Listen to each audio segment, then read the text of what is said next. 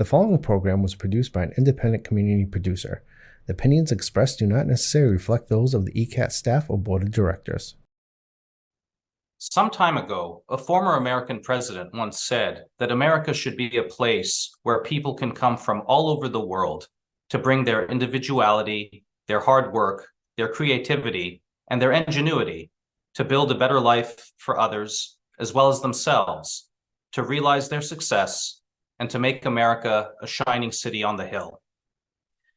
With the looming threat of rent control hovering over the horizon, many property owners wonder what will happen to the American dream.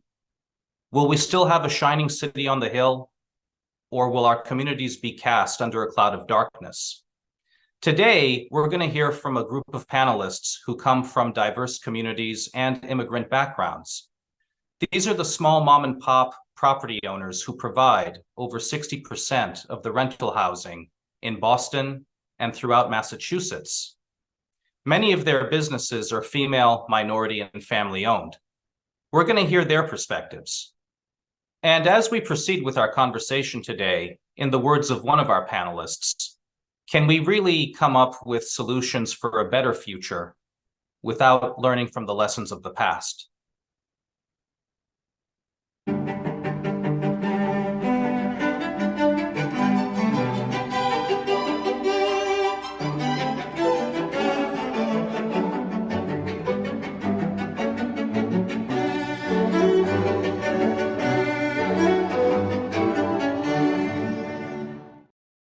Good afternoon, everyone. We'd like to welcome you to episode 4 of our series about housing policy and property rights, brought to you by the Small Property Owners Association, also known as SPOA. My name is Amir Shahsavari. I'm the vice president of SPOA. And today, I'm happy to introduce Mr. Melvin Vieira, who is the past president of the Greater Boston Association of Realtors. He's a real estate agent working with Remax Destiny, and he's been in the business for over 34 years. Melvin, thank you for joining us. Thank you very much for having me, and thank you for SPOA for doing this. It's our pleasure. It's our pleasure. We also have Miss Marita Palavicini. Marita is a property owner. She has experience in the banking industry. She was also the former vice president of a local chamber of commerce. And it was also her birthday recently. And and Melvin's birthday is coming up pretty soon as well. And today's your birthday too. Happy birthday. Yeah, happy birthday, man. It's also my birthday today. So we're all, a number of us here, we're a group of Libras. So yes, that's a good thing. That's a good thing. We have also Mr. Jason Pan, who is the president of the Boston Asian Landlord Association. Jason, thank you for making it today. Thank you for inviting me. Our pleasure. And we have Mr. Demetrios Salpoglou. Demetrios is the CEO of Boston Pads. He's a property owner. He's a broker. He's an incredible advocate in the area of housing. And he's always a pleasant constant on this panel. He also adjusted his vacation schedule to be with us. So Demetrios, we appreciate it. Thanks for having me. Our pleasure. Well, today we're going to be focusing on immigrant and minority property owners and how rent control and other dangerous policies affect them, along with other people in the business. Before we get started, I just want to remind everyone to please donate to the Small Property Owners Association. You can do this by going to www.spoa.com/join. In previous conversations, we've outlined the different threats that the rent control proposal presents to us. We've talked about how it stunts the production of housing, thereby bringing expenses up. We've talked about how it makes it harder for owners to collect their hard-earned rental income, how it leads to the disrepair of housing, and how it makes it more difficult to manage non-cooperative tenants to the detriment of not only the owners and the properties, but the other tenants who do cooperate. We also know that it's going to have a very negative impact on the average taxpayer because their taxes are going to go up. The needed balance is missing. We don't often hear about all the expenses that are rising for property owners. We typically hear about how tenants are struggling with higher rents, but property owners do have a lot of operating costs. In the past, we've talked about property insurance, property taxes, mortgage, the costs of labor for all the tradespeople, but there's also more to it than that. You know, we don't always have time to go into it in detail, but we are going to spend time talking about that as well in greater detail today. So I just want to remind everybody to please donate. Once again, you can go to SPOA.com/join. And I want to begin by asking Jason, can you tell us a little bit more about the Asian property owner community, the challenges that they face, and the barriers that immigrant property owners encounter? Thanks, Amir. The members in my landlord group, I would say maybe 70% of them came to the country as new immigrants, and they came for various reasons, for their own technical skills, went to school, or so came for a better life and better hope. The other 20% may came with their family as as immigrants, and then maybe 10% of that, more even less, were first generation were born here. And so for the majority of them, I would say the challenges is you go through the new culture, the new system. They have to face a lot of approvals and recognitions. They definitely have to go through the system themselves. And I can see the first thing they have to go through if they came for education has to be approved by the school, and then their immigration status has to be approved by the immigration, and then they have to find a job afterward, if anything. That's another level of approval. And then to become a landlord, they have to be approved financially. You know how that difficult that could be as well. And on top of that, new immigrants came with their language barriers, cultural unfamiliarities in various aspects, including getting a driver's license, for example, car insurance, buying a car and then insure the car. All that need becomes a lesson to learn. The process, and then when they become a landlord, definitely the local regulations. As you know, we just had the new housing code change. And that's a lot of a learning for all of them to overcome. So they came to my group for that reason, because they need someone to help them, guide them through the process, and if there are issues happening, how much are they prepared for facing it. So I would say the majority of them are very eager to learn in this group that we have, and they may not be the best prepared, educated property owners, but they do have that intention to keep their properties in the right status situation. And they do want to maintain a good relationship with tenants. All that's included as well, of course. Of course, yes. There are many challenges. And Marita, I will pass this follow-up question to you. I think from what I've heard anyway, from a lot of people, not only in the Asian American community, but also other immigrant owners and minority owners in general, they come to America seeking the American dream. And some of them come from countries that have very, very strict regulations, very, very anti-business. And they are shocked and disappointed to come to the US to find that we have these other dangerous proposals on the horizon. So I was wondering, within your community, within what you're seeing, what are people telling you? What do you think? And when it comes to all of these other expenses that owners have to shoulder that we don't hear about, that a lot of people don't hear about, can you make any comment on that? Well, I think I don't. I mean, there isn't a landlords organization in East Boston. That's where I have my our properties.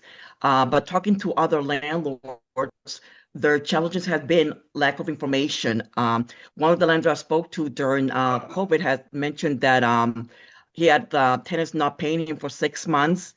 Uh, he's working hard. He had to take out a home equity line to pay for the mortgage. And I informed him of the resources that were available at that point, and he was unaware of that.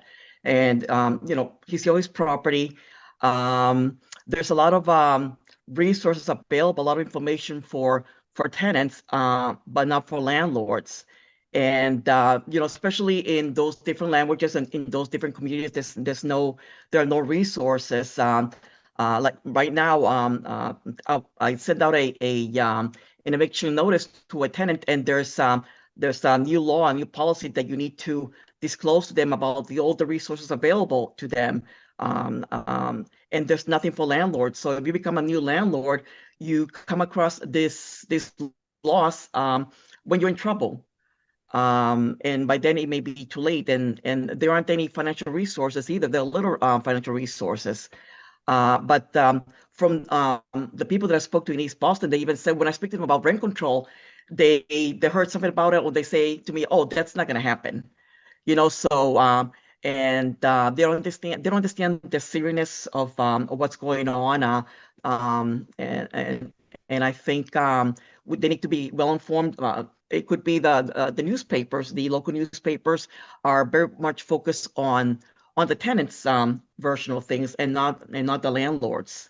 And I think that's a big problem. And so for purpose of providing education, to those people who don't know a lot about the responsibility that the property owner has, what responsibilities do we have, and what does it take to maintain our properties, especially when you add up all the miscellaneous fees and expenses?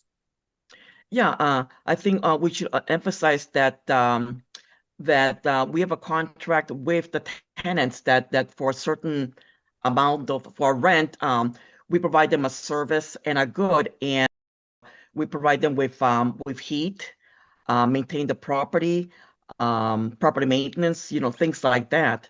But then again, when we run into trouble, those resources like inspectional services, I got a note from inspectional services, and outline the violations. But then again, there's no resource there that says if you need help or assistance, call this number. There are no resources at all. And fortunately, I'm informed, so I know where to go. The right questions to ask. I've gone in person, but a lot of people, a lot of those immigrants, they're hardworking individuals that don't know what's available to them, or what other opportunities to address the issue. So I think that's something that we need to tackle, or find a way to get that information out there to the landlord communities. Because like I said before, there's a lot of focus on tenants, but nothing on landlords. And it's overwhelming. For instance, people need to understand, they're saying, oh, I think that we will say, oh, our insurance went up, our taxes went up, but they don't understand why they went up. Whenever the city, the state needs money to fund their initiatives, all these free initiatives that they're talking about, what do? They raise the taxes, and people don't understand that. We want a government that's, of course, they go back, they raise the taxes if it's necessary, but I think it should be responsible spending. It should be frivolous. I think there's a lot of unnecessary spending, a lot of unnecessary programs or things out there that should be better accomplished without raising taxes. Yeah. Right. There are a lot of challenges, and I remember in previous discussion with you, you drew attention to a lot of things, from pest control expenses to fees to the fact that when you want to hire someone to come and repair a property, whether it's plumbing or electric, the city will ticket the service vehicle, even though they're there to perform a service. It seems as though there's just so much that's placed on our shoulders, and That can be overwhelming. I also imagine that if you are relatively new as an owner, especially coming from somewhere else, there are a lot of hidden issues under the surface that might catch owners, especially new owners, by surprise. And I know that during COVID-19, going back to one of the points you made, everybody was eager, the government was eager to throw a life raft to the tenants, which was fine. It was fine, but the property owners were basically left without life jackets in the water, and we were left to, swim or sink. And a lot of owners were not aware of potential resources that could have been available to them. For a long time, raft was not available to them. So there was a great effort to distribute literature to tenants, including tenants who might not have understood English. But there were property owners who were in the same boat, no pun intended, who did not have that advantage. And so I'll I'll pass it on to Melvin. If you have any comments, and if you could tell us a little bit more about what you've seen in different communities with regard to these challenges. Well, there's been a lot of challenges, and there's been a lot of conversations from different levels within the industry, especially where I sit, being the past president, but I also sit on the board of directors of the Greater Boston Association, Greater Boston Real Estate Board. And we have conversations with the big boys who've been and they're afraid of what it could do. Also, has stifled them from wanting to build or do any more. What we've realized is that, especially in my industry today, that we have a lack of housing, and we're also realizing that a lot of the developers who were here in the city of Boston, a lot of them have run outside of Boston to areas hoping that rent control won't go there either, but under the auspice that there's not going to go there. So we're seeing that happen. But we also realize is that, and then I was just reading something, and it's funny. People don't realize with rent control that once the number's there for whatever the tenant's paying, the owner is going to say, I got to repair this. I'm not going to repair it to that level or put a brand new faucet in. I'm going to find a faucet that's comparable that works, but I'm not going to put the best in the house because they're trying to cut down their expenses. So it comes down to now the tenant could be suffering in a way because they're not getting the best of the best, what they should get, because the landlord is trying to look at their costs and their overhead. And, I always say to everybody, we think about the big or the immediate gratification, that silver bullet, that bullet that's going to solve it right then and there. But we don't think about the long-term effects of what's going to happen later on down the road. Sounds good today. But if you don't, and this is the thing, I'm going to leave this last thing, I'm going to just pass it off to Demetrios, because I know he has a lot to say as well about this. But this, the thing is, if you do not know your past, you will not know your future. And understand, rent control was here once before. Rent control failed. It was voted out. And people don't even also realize that rent control ballot was brought up twice in Cambridge. First time it went out, and then it was brought back again, and it failed in Cambridge again. So understand, the public has spoken in the past. Those people have gotten older, and they've aged out, and a lot of them have passed away. But if they were here today, they'd probably tell you it was not a good idea then. So why is it a good idea now? The best way to solve it is to build more property. To build more property, well said. And before we pass it to Demetrios, I think if I'm correct, in 2003, the voters of Cambridge had an opportunity to bring rent control back, and it was defeated by a margin of 61% to 39%. After people had a chance to experience how much better things got after rent control was banned in 1994. And so, Demetrios, along the lines of what Melvin was saying, I just wanted to put something else out there, especially related to the immigrant experience. There was a former president, I believe it was Ronald Reagan, some time ago, who said that America should be a place where the gates are open to people from all over the world who want to come here to bring their hard work, their creativity, and their ingenuity to benefit others along with themselves, to realize success, and to make this country a shining city on the hill. Now, just to be clear, Reagan was a Republican. In SPOA, we have both Republicans, Democrats, and independents among us. So that's not a political advertisement. It was just, a very beautiful speech delivered by one of our former presidents. But in your experience, given that I believe you're a first-generation immigrant yourself, where do you think that dream is now, given everything that's going on and what you've seen, tying into what Melvin was saying as well? Well, I think so far everything that every one of the panelists had is on point, and I think Melvin brings it right into dead center and focuses it. And really, if we look at the American dream, if I look at my database of over 17,000 landlords, small landlords, medium-sized landlords, large landlords, it is such a wide swath of different names, cultures. It's amazing. If you go through my database, and I invite any of you guys to just come in and look. I mean, actually, Jason's seen my database, so he can tell you it is the American dream personified. Exactly. Now, it's that full stop right there. And you get to, I have the incredible opportunity each day to talk to the widest array, widest diverse group of landlords all across the greater Boston area.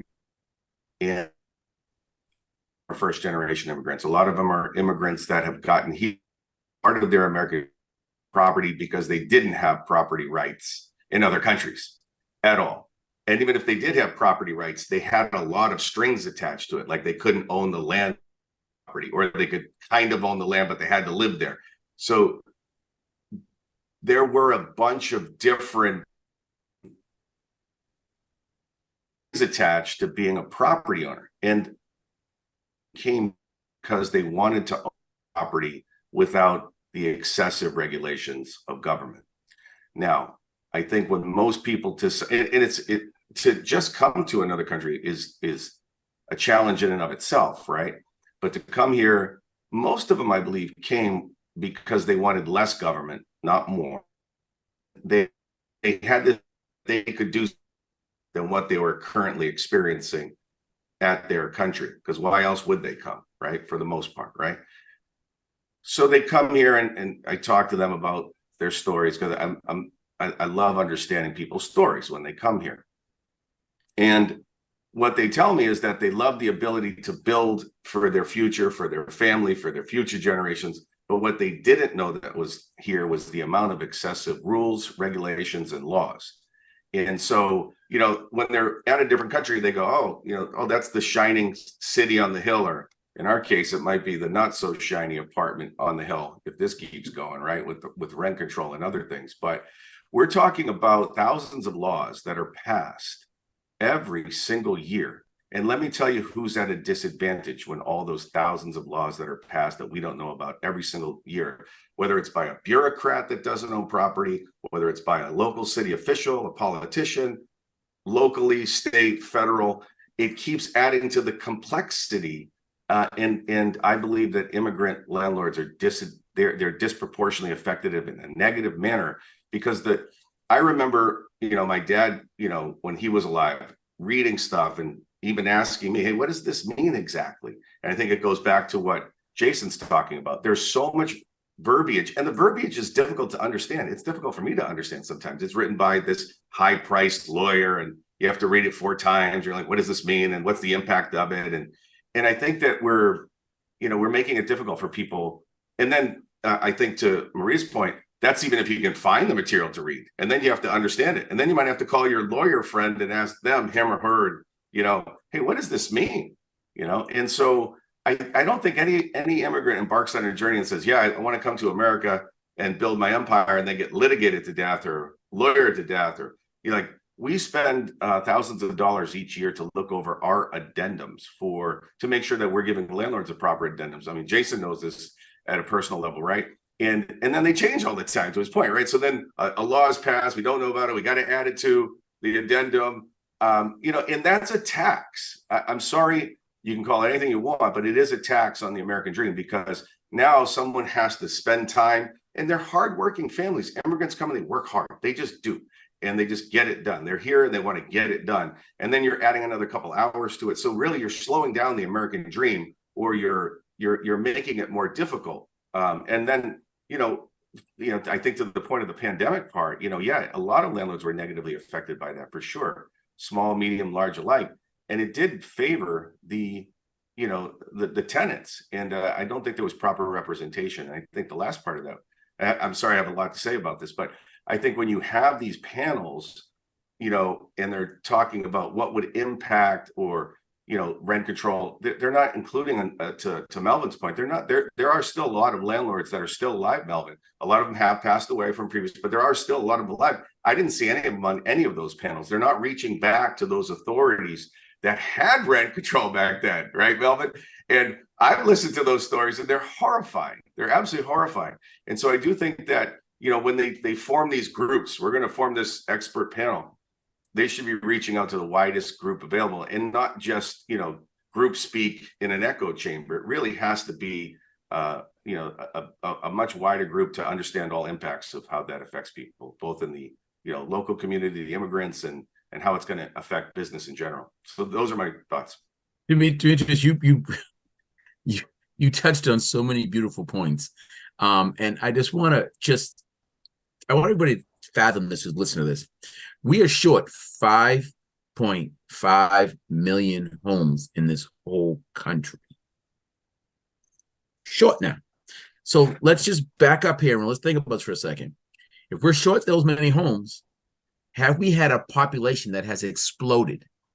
Because think about this now. The baby boomers were the largest population. But now the largest population is actually the millennials. The millennials are in the market to buy.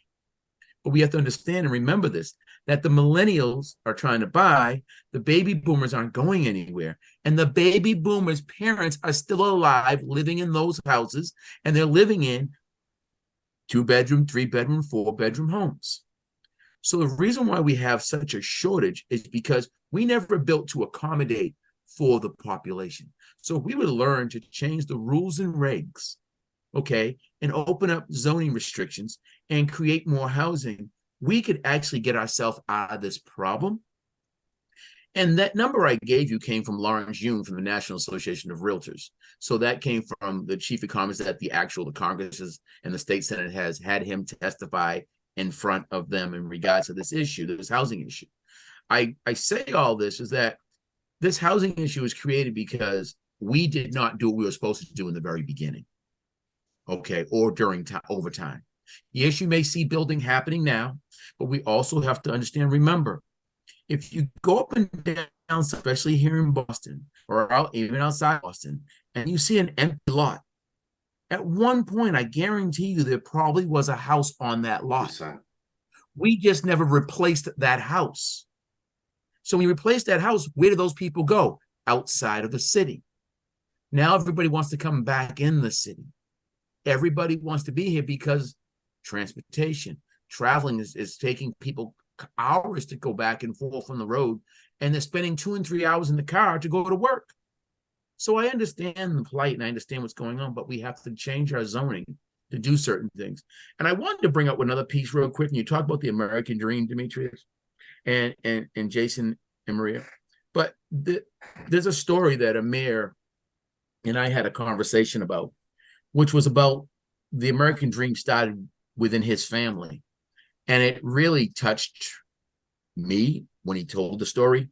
And I think it needs to be told again because you really understand, what Dimitri and Marita and Jason are talking about. But this gentleman, and not saying you all don't have the same story, but his story was just amazing. So if you don't mind sharing, Amir, that story real quick, I appreciate it. And maybe sure. No, I appreciate that. And I do remember our conversation. So my mother was an immigrant. She came to the United States with my dad in 1970. And she loved America. And she wanted to live the American dream. And she thought that the best way to do that and to give back to her new country was to provide the new her new fellow citizens, her fellow Americans, with housing. She wanted to give back to America by becoming a housing provider. And so that's why she went into the business, and she worked very hard. She didn't come to America with a lot of money, but she knew how to save money. And this is common, I mean, with Demetrios and the rest of you. She worked very hard at it, and she purchased rental property. She treated her tenants like family. She was always giving them gifts during the holidays. She treated them like her children, and they would reciprocate back. And so she developed a lot of special friendships. If they needed something at 2 a.m, they would call her. She was always there for them. And I think a lot of us can say that, and you don't hear this too often. And another thing that she did, she would try to help her tenants find a pathway to home ownership. And so eventually, when her tenants were ready to move on to become homeowners themselves, to buy condos of their own or to buy homes of their own, their parents couldn't always afford to co-sign the purchase agreement. So my mother would step forward to co-sign those agreements for them and to give them support. She couldn't always do it, but when she could afford to do so, she was very eager. And her tenants appreciated it greatly. They would send her gifts and thank you cards every year. And over time, those tenants went on to become caring housing providers themselves. And so that was my mother's way of passing the positive energy forward, if you will. And I think that's a good segue to talk about how we can possibly help tenants on their pathway to home ownership. I'll bring that up a little bit later. Regardless, she got hit by rent control. She got hit pretty hard. And when she wanted to rehab her building, when she wanted to improve the bathrooms and the kitchens and the plumbing, the rent control attorneys were supposed to be there to supposedly protect the tenants. But what they ended up doing, they ended up preventing her. They tried to prevent her from making those renovations for the tenants' sake. And this goes back to the 80s when AIDS was new. Nobody knew how the AIDS virus was spread. And she was running a rooming house that only had one bathroom in it. And for safety and hygiene purposes, she wanted to renovate the building in such a way so that each apartment would have its own bathroom. And so the rent control attorneys took her to court, and they sued her on the basis that she was trying to do a condo conversion. And so when the judge requested to see the plans and the blueprints, he quickly saw that that wasn't the case. And that's not a crime, by the way. But in any case, he saw what her intent was, and he said, young lady, go and do it. You have my blessing. And so she was just very disheartened by that the system would actually prevent her from doing something good for her tenants and her property. And at the same time, she found herself with one particular tenant who ended up not paying rent for 20 years. She could not evict him from the property. The other good tenants in the building ended up moving out because he was harassing them and threatening them. He would take an axe and make holes in the walls. He would destroy the balustrades on the staircase. He deliberately flooded the building 2 times on 2 different years during the winter by manipulating the burner in the basement.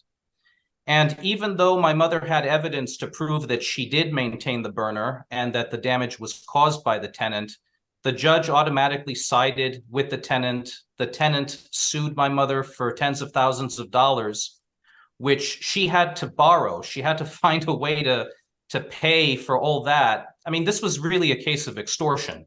So she had to borrow money from friends to pay an unfair judgment while not receiving a penny in rent for 20 years in a situation where the tenant had taken over the building because he scared everybody else away. So he was one tenant who had the whole building to himself.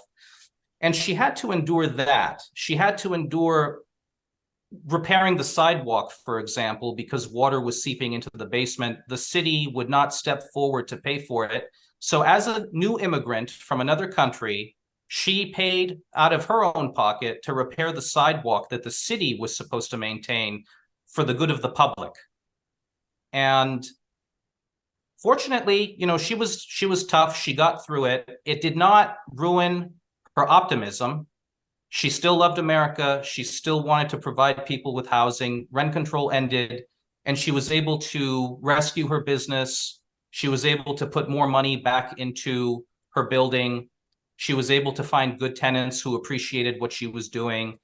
And I ended up with that building. It was passed down to me. And because of what she went through, I treat my tenants like gold the way that she did. And I've done my utmost best to keep the building in pristine shape better than she ever could. And as a child, I remember what she went through, how the American dream was robbed from her during rent control. And so that's why when I talk to people, even though I might be somewhat younger than a lot of rental property owners out there, I am a rent control child. I remember what she went through. I remember what it did to her. I've heard what it's done to others through various other abuses encountered by rent control attorneys or the rent control boards. And what I learned quickly was that the whole goal was to depreciate the quality and the value of housing just so a group of third parties could reap benefit from that. The tenants were used as pawns. It was never about tenant rights. And the landlords, the rental housing providers, were stigmatized because of it. So it is a nightmare. It's a violation of the American dream. And that's what that story brings out. It's very personal for me, really. So that's the story. I have one other question to everybody, and anybody can answer this, is that, and I know, Amir, you're the moderator here, but there's a question I have, is that most small landlords, are they getting rich off their properties, or are they just maintaining and putting a little bit of money in their pocket? I can jump in on that one. So if you look at our database, it works out to, when you take over 17,000 landlords and you divide it by the aggregate number, it works out to about, the average landlord has about 8 units. That is not enough for anybody to retire on. In other words, that is a supplement to their already hardworking. They're trying to build something, and they're probably looking at that property, because I know I've talked to quite a few of them, as something that they may sell when their kids go to college or use it to refinance to pay for college. It's a supplemental income to retire them while they work. So it doesn't replace work. It is in addition to, which means they have 2 jobs. And so the landlord's always at a disadvantage to, a casual politician that rallies a cause to a certain ideological endeavor, rather than looking at the facts.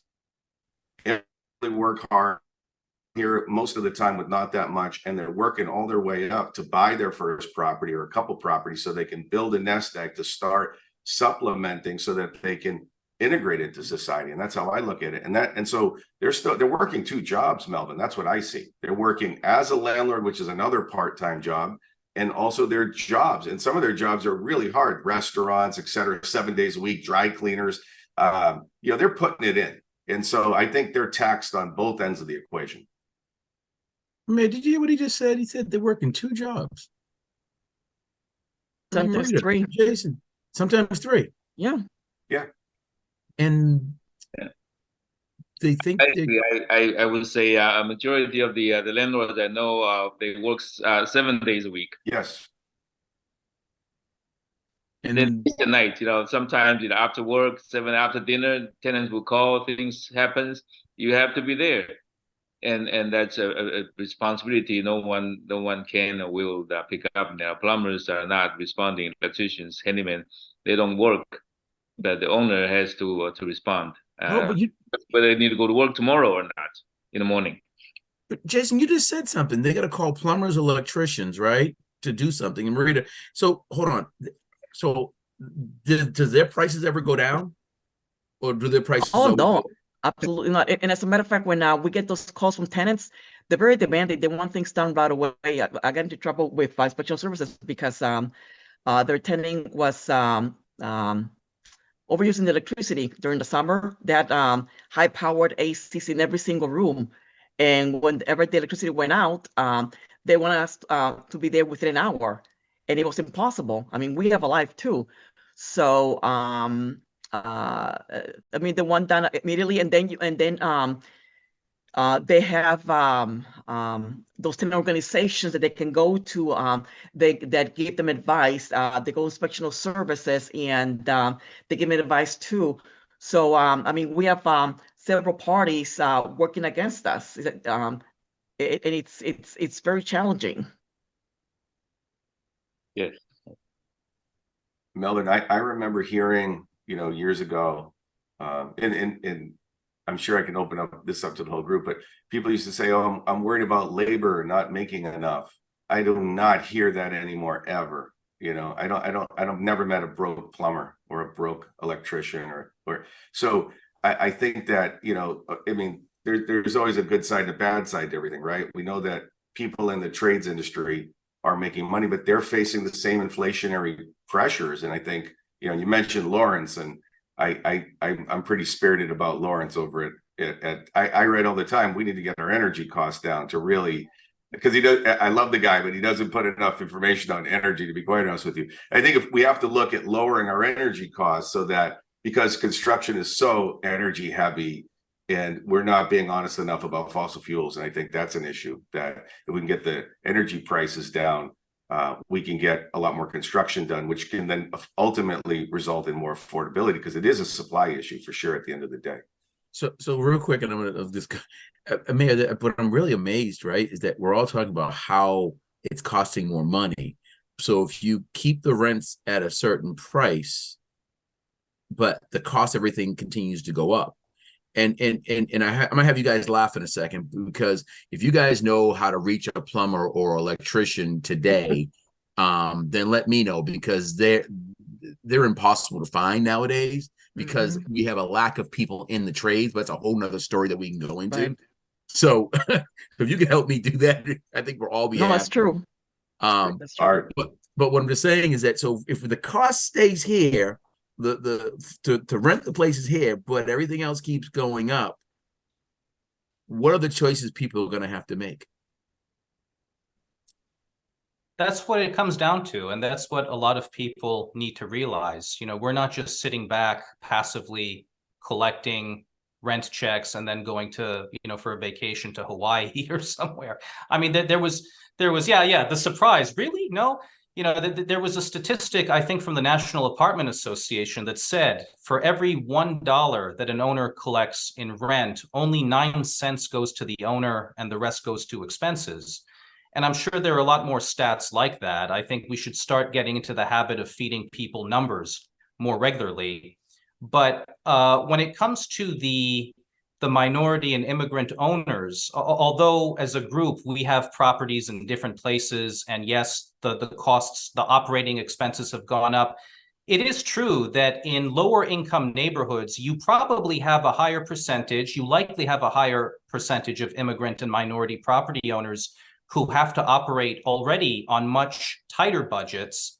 And therefore, I think it would be reasonable to say that if rent control did pass, those vulnerable owners would be the first ones to suffer. And, Jason, I don't know if you can, or Marita, I mean, this is a question for all of you. With the exposure you've had to people in those neighborhoods in particular, have they been talking to you about their frustrations and their fears?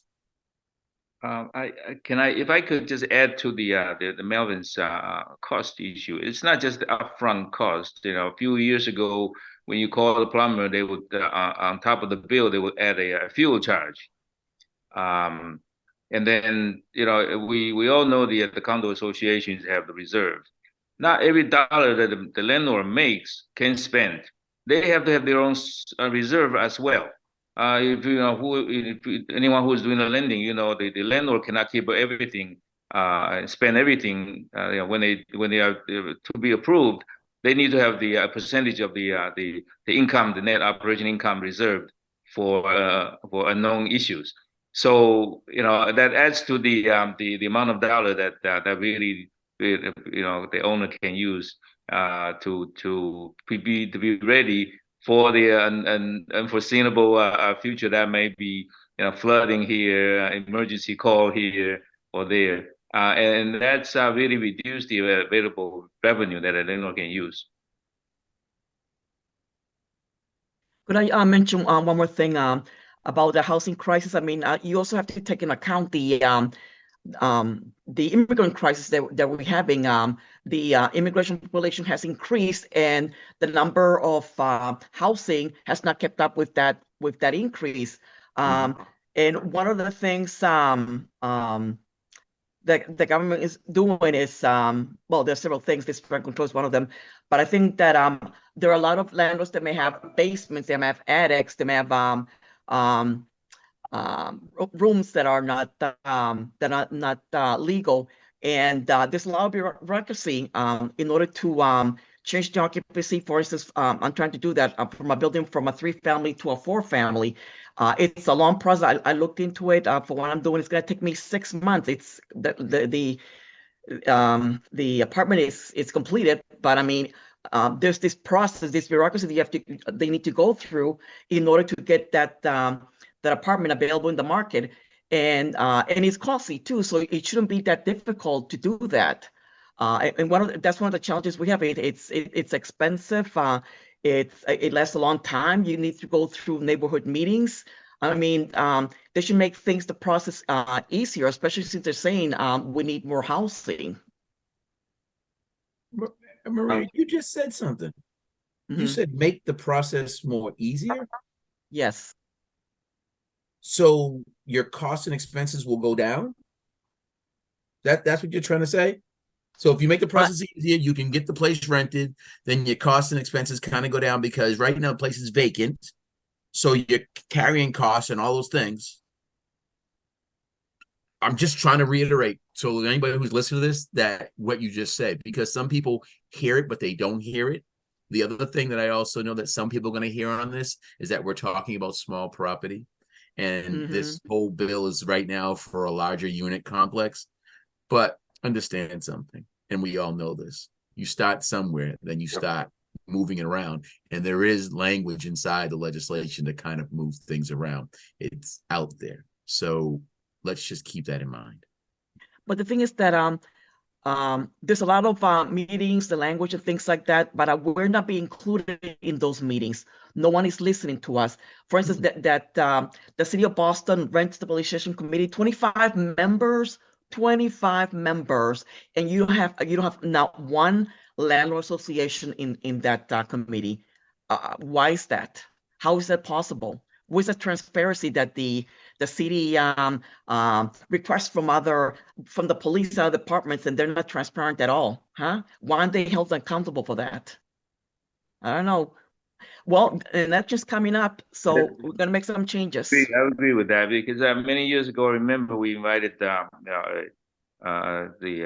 Michelle to our seminar. I told them that for the minority property owners, we are the minority of the minorities, and we are widely misunderstood, but at least represented.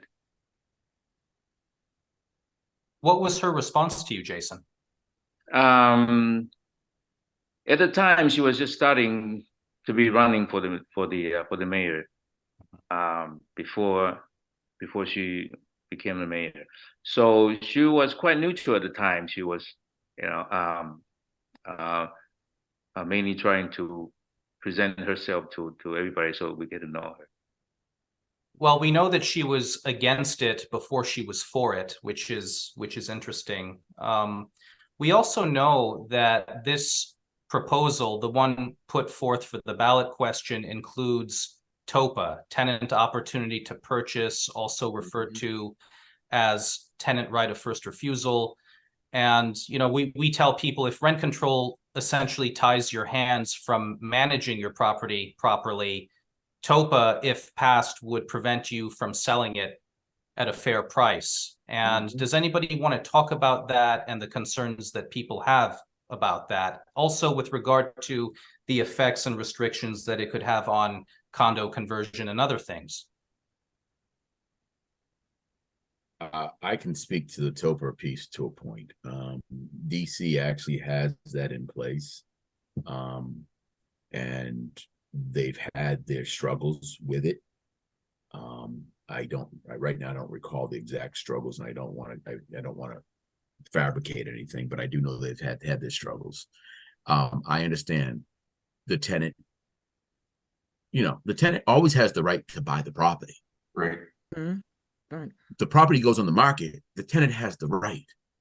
So I don't see the disadvantage personally, being a real estate agent for over 30 years, because I've actually helped tenants buy properties that they live in, and I can literally say that. So I'm trying to figure out why that needs to be put in. If they want to go get a grant from someplace and they may know of someone who may want to partner with them to buy it, then so be it. But I don't think the landlord, and this is me personally, I'm not speaking for the association, I'm speaking for me as a real estate agent, I don't think a landlord should be restricted for the type of wealth that they could receive and pass down to their children or anybody else within their family. And someone has to tie their hands to that, because that is called generational wealth. And if that's why the country was established, or why people did things, is because they wanted to create generational wealth. Why are we holding them back from doing that? Very good point. Yeah. And I think in DC, less than 5% of the tenants in DC ended up purchasing the properties that they were renting. It did not help the tenants once again. And it only made life more difficult for the owners who were trying to sell.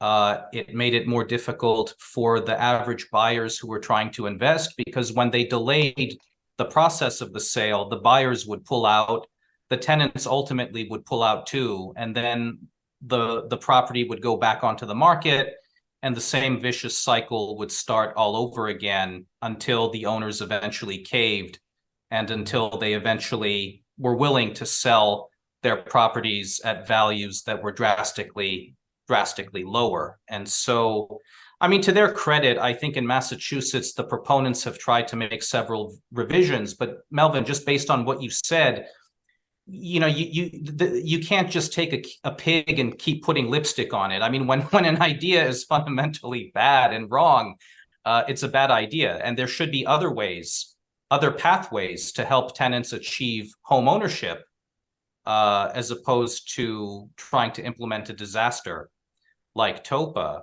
And that leads to another thought. When we sat down for episode 1 some time ago, I asked a question about what the panel thought about a certain idea where government could potentially join forces with property owners to give property owners proper incentives in order to help their tenants on the pathway towards home ownership by providing education, mentoring them, giving institutional knowledge, perhaps even engaging in some kind of money sharing effort, with benefit, with incentive.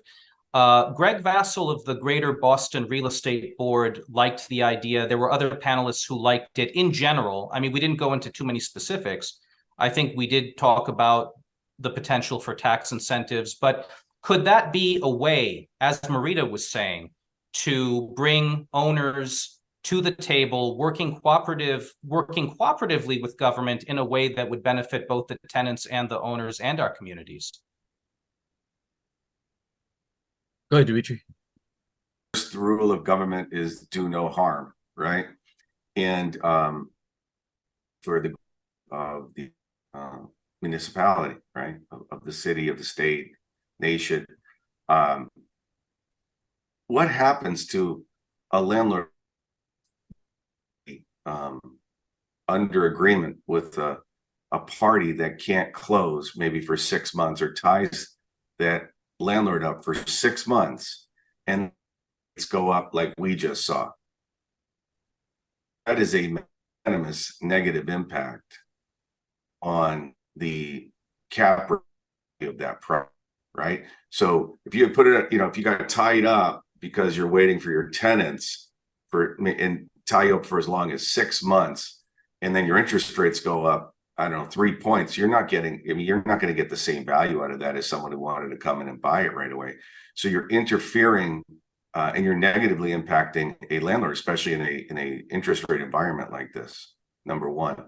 So I think that if you kind of step back and look at that, a lot of policies that are created are not necessarily well thought out by I think they're well-meaning, but they're not people that look at the financial impacts of that, or go to a business person or go to a group think tank of business leaders and say, how could this hurt the landlord, or how could this hurt someone's personal financial well-being? And or they did and they just didn't care. But I mean, you're putting all of the onus and all of the problem on the landlord when it's not the landlord's fault. Is that the government is not doing a good enough job, with all due respect, at providing enough housing supply in a rapid manner in an environment that fosters development, that brings price possible, so that people can buy more. So it's limited supply that causes the price to go up. If we had 30,000 available apartments in Boston, rent prices would go down.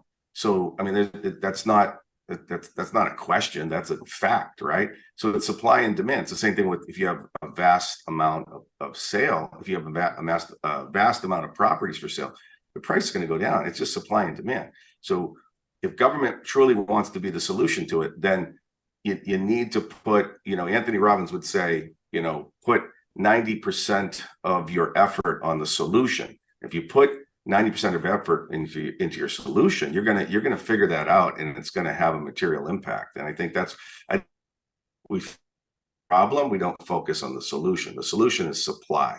And I think Melvin, I think if we took a lot of these neighborhoods that are triple deckers and raised the height on that, and Marita said it very well, attics, basements, streamlined everything. I think government should have a landlord Sherpa, right? And it guides them through the entire process from beginning to end. Just like they have these tenants groups and everything else, they should grab the landlord and say, I'd love to help you develop your property to the highest and best use. We're going to give you tax credits. We're going to take you through every step. You don't understand this language? That's no problem. We're going to take care of that for you too. We're going to get it done. Let's get rapid supply. So I believe government used effectively can have a material impact, because ultimately everybody wants affordable housing for everybody. It's just how we get there. And I think that's, we have to start looking outside of our, traditional things. TOPA is not a solution. It never will be. It doesn't add supply. So it's just kind of noise out there, and it's not going to go anywhere, in my opinion, with all due respect. I have something to add. And you, Demetrios, you said if we add 30,000 units, it's just a general thing, it will go down. What we all are forgetting is 2006, 7, and 8, when we had an abundance of property and the rental prices actually went down because we didn't have enough people in the market to consume or take over that property. So as I say earlier, and I said earlier, if we know our past, we'll know our future. So if we duplicate that, we'll go from there. But I also want to add to Amir's question about helping out tenants to buy or getting them involved. That comes down to the city, number one. Also comes down working with the landlord and educating the landlord and letting them know that they could help out their tenant in many different ways. But the most important thing is when we have these local CDCs and these NDCs, they are neighborhood development corps or community development corps. They are the catch basin supposedly for those neighborhoods that they're in. They need to do a better job, and in turn reaching out to the local neighbors in their community catch basin and say, we have home buying programs that we can offer you, or programs that we can refer you to. The sad part about it is that a lot of these NDCs and CDCs, and whoever's going to list this, they'll be mad at me, and I don't care. They're all into development versus helping out their community, which was their main source and their main goal, and it's part of their charter, of all their charters. Okay? So it wasn't really, it's development, yes, because that's the key word, but their charter was to help out their community as well, to help create a better source or base for the community. So there is that program. Ironically, I have something in the works in regards to homeowners and tenants working together. And I'm almost done with it. And when I'm finished, I'll share it outright. And I was told to bring it to Lydia Edwards because she was working on something very similar. but mine will enhance what she was trying to work on something. So long story short is, or should I say Senator Lydia Edwards, now I have to make sure I do it properly, because in case someone listen to this, but I'm here. I mean, but I hear it, and that's just my opinion. Tenants should be able to buy, but people need to help and guide them in the right direction. Without interfering with anyone else's rights, of course. Correct. When we hear that type of messaging, where, again, it's always the owner, the greedy owner, who's up to no good, back to what Marita was saying, nobody considers the challenges that we face, the vulnerabilities that we have.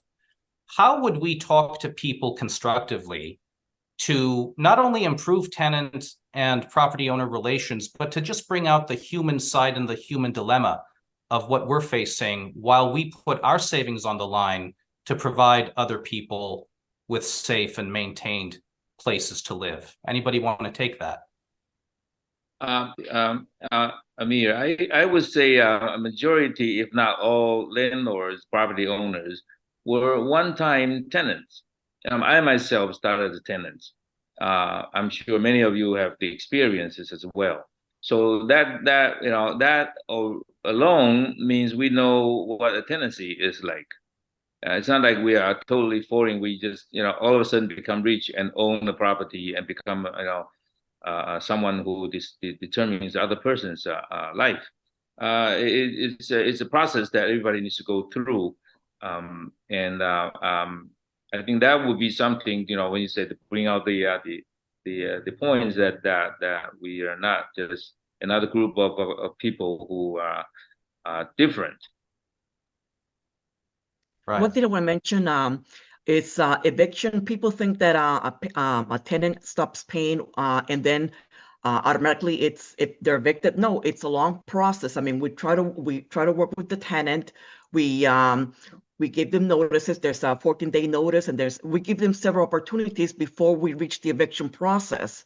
So I think there's lack of knowledge about the whole process, and all you hear about in the media is eviction. Well, they need to understand.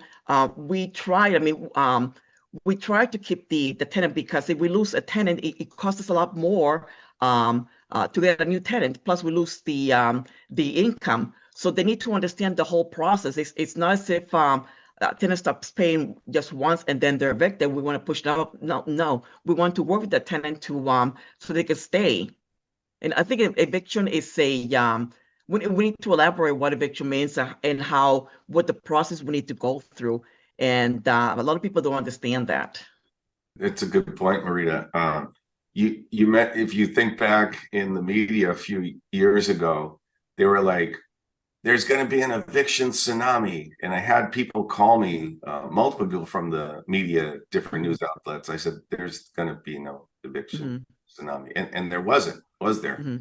And so, I mean, I don't know what, I mean, not everybody can get it right at all times, but I think that most people pay rent, and then there's just a few bad actors and bad actresses that don't pay their rent. But the issue is that the way that it's handled in the court system does not give a fair shake to the landlord, and I think that needs to change. And maybe it will over time.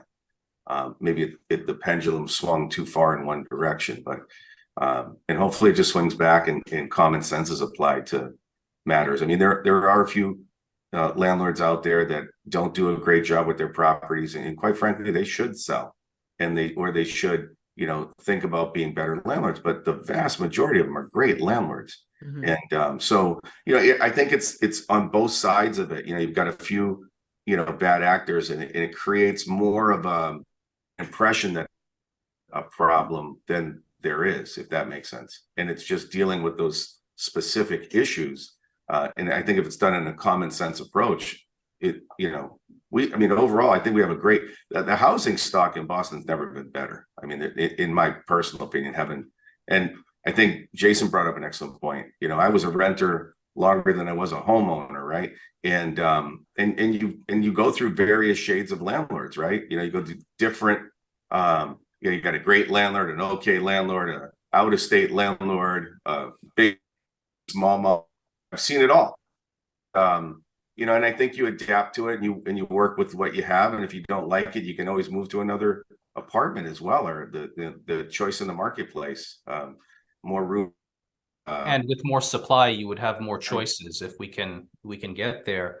One last point or question: how long does the average eviction take? I know that a lot of owners end up foregoing the unpaid rent just to get possession back. But is it fair to say that the average eviction takes somewhere between 9 months and 1 year? I think that could be a safe guess. You're not seeing anyone evicted, and you certainly are not seeing in 30 days, 60 days, 90 days. And during COVID, it was even longer. I know someone who's still 2 years now. Wow. I could say from asking the landlords in my group, the days I don't know exactly, but in terms of the amount of money the landlord lose, legal fees, uncollected rents, damages, repairs, and storage, and all that add together, average is $15,000 or more. Wow. That was like, What did you just say? 15,000 For eviction. That's not including the rent, the lost rent. That includes the rent. I'm sorry. Yeah, yeah. Legal fee, uncollected rent, damages, storage, and the owner's time, and not to counting that, just all that uncollected rent and everything together. The average is $15,000, not $1,500. So if the prices remain the same, Correct. You have to evict them, and then cost of repair has gone up because it's taken so long, and it's cost you that amount of money. So your actual true loss is more than a year's probably worth of rent. When a landlord per unit, you probably make $200-300. If you manage it well. Some people may be making even more if your cost is lower, meaning if the leverage lower, you have less money borrowed. Otherwise, $200-300 per unit, that's how much people can make. Yeah, I mean, the owner's time should be tax deductible. I mean, they have to go to court, they got to park, and good luck parking anywhere in the city of Boston for under $40. Yeah, we don't get anything for free.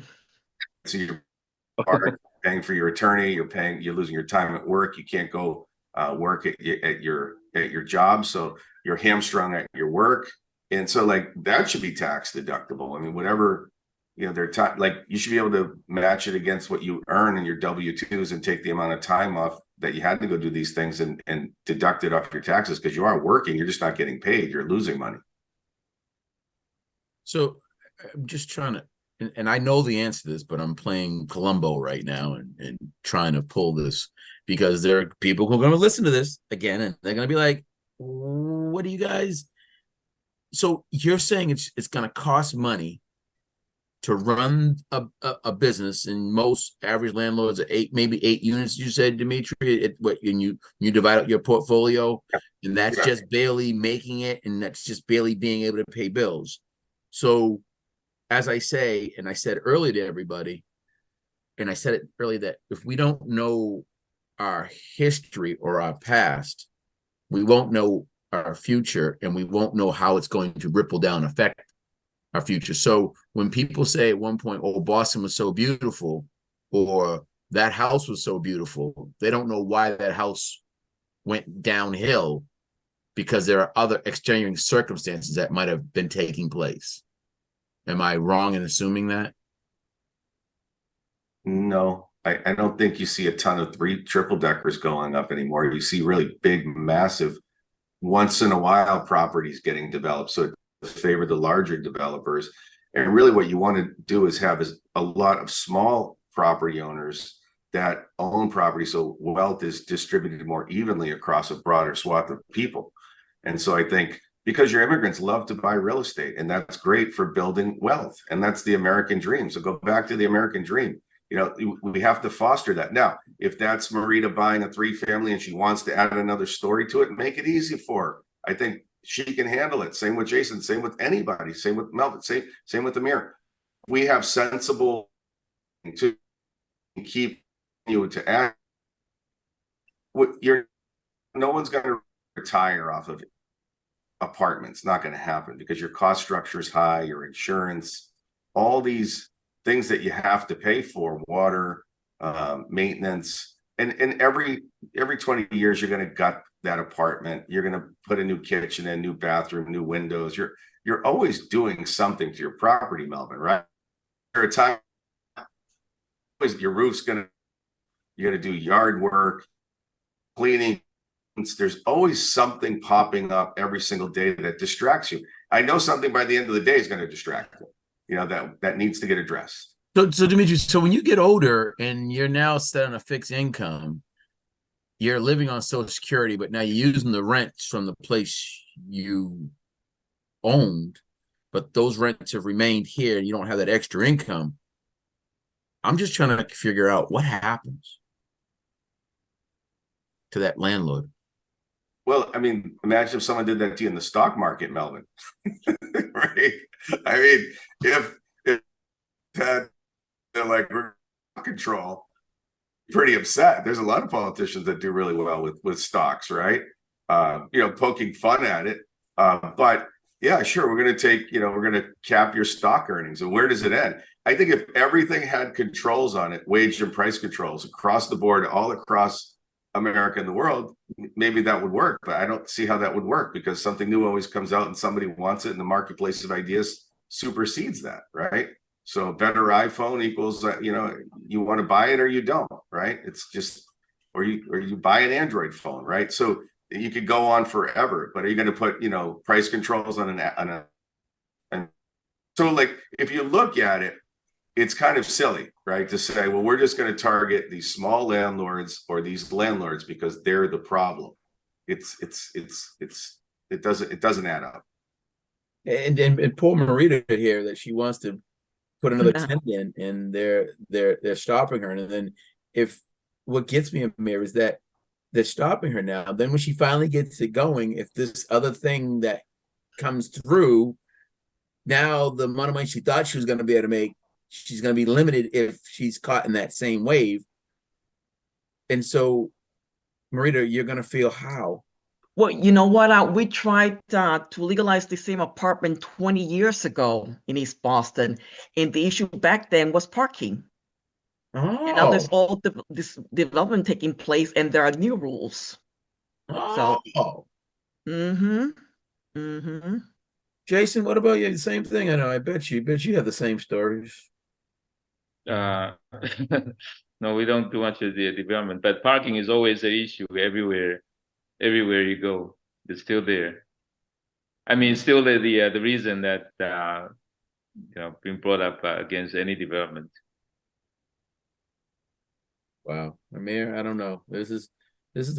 I appreciate you bringing me on and having a great conversation with some wonderful people that have given a different perspective and has brought it down to the humanistic or the human point so we broke it down in simple language. We're not sitting there as attorneys and throwing out all this jargon and everybody feeling comfortable because we've made it so realistic and so we brought it back down to reality. Yes, Melvin, I agree with you. And I also appreciate the way you hit home the point about how rent control hinders people from building generational wealth, passing down the fruits of their hard work to their children. I think it's important for people to realize that. In addition, before closing up, I first want to thank all of you for being on the panel today. It was a wonderful conversation. I know that there was still a lot that we couldn't get to. We didn't have time to get to it, but there will be future episodes where we discuss other matters in addition to what we highlighted today with regard to the perspectives of property owners from immigrant and diverse communities. I want to remind people to please donate to SPOA at www.spoa.com/join. For those of you watching, if you feel that the American dream is compromised, whether you are an immigrant or whether your family has been in this country for a long time, SPOA will fight day and night to preserve the American dream, but we need you to join us in this fight because we have to come up with constructive housing solutions that benefit tenants, owners, and all stakeholders alike, and SPOA is definitely committed to that cause. So we look forward to seeing you again. My name is Amir Shahsavari, and until next time, I wish you well.